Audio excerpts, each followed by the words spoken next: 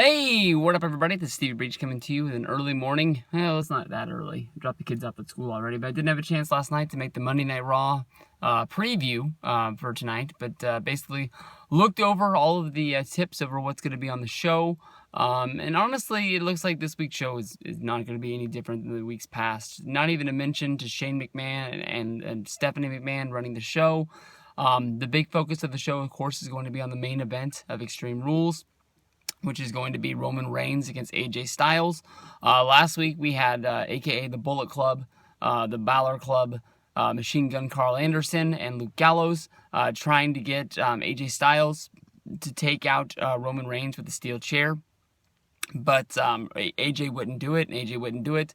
And in the end, when Roman Reigns ended up hulking up, he ended up taking out AJ Styles. So AJ Styles ended up, basically getting himself hurt and getting himself, smashed with that Superman punch because of the fact he wouldn't hit the guy with the chair, and he was too involved with Gallows and Anderson and trying to be a good guy and instead of embracing the dark side. And that's what Anderson and Gallows have been trying to get him to do in order to become champion. He's been saying that he doesn't want their help.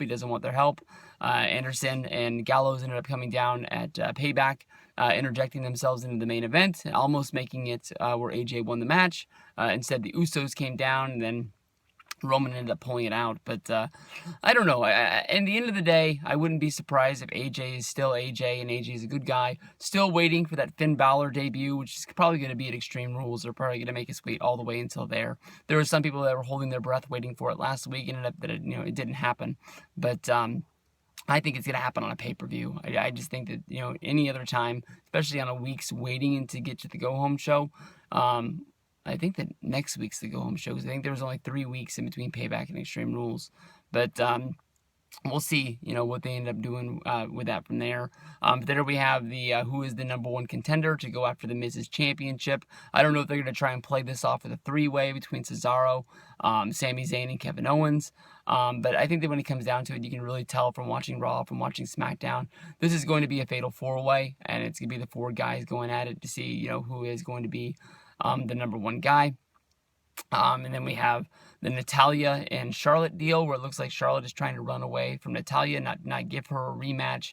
Somehow, Natalya is going to have to beat somebody to prove that she is still the number one contender, that she was screwed out of the championship at Payback. I think we all can see that it's going to be Natalya versus Charlotte, so that is what it is, and that's what it's going to be.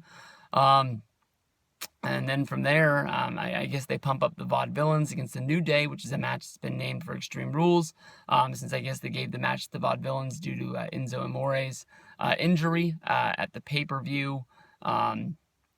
Besides for that, they don't even really have a storyline for what Stephanie and Shane are going to be doing. So anything that they do on the show, which that they're probably going to lead off the show, is probably going to be written either like about right now or written closer to the time that the show actually goes live, because you would think that that is one of the main storylines of Monday Night Raw, and they don't even really know what they're going to do with it because they're not putting it in the Raw preview. It sort of tips your hand that they got no clue what the hell's going on over there. But like I said, I'm not looking for the biggest deal with this Raw. I don't think it's going to be monumental. I don't think it's going to be great. There was a lot of people who liked it last week. I didn't really see anything on it that, broke it all down. I'm happy to see Gallows. I'm happy to see Anderson. I really like those guys because of their time in the Bullet Club and in New Japan.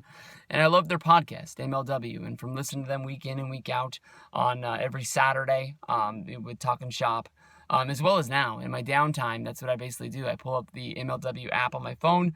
I drift through the old shows, and I'm listening to them in order. And even though they're a year old, 2 years old with some of them, they're fun to listen to. They're really fun to listen to when they talk to old guys that they're friends with, that have been in the company. The episodes that they did with Bob Sapp over there is just perfect, and they're great. And sometimes it's just them in a hotel room drinking beer, talking to each other, and they don't have anybody in the room with them. But in a lot of them, there's AJ Styles, there's the Young Bucks.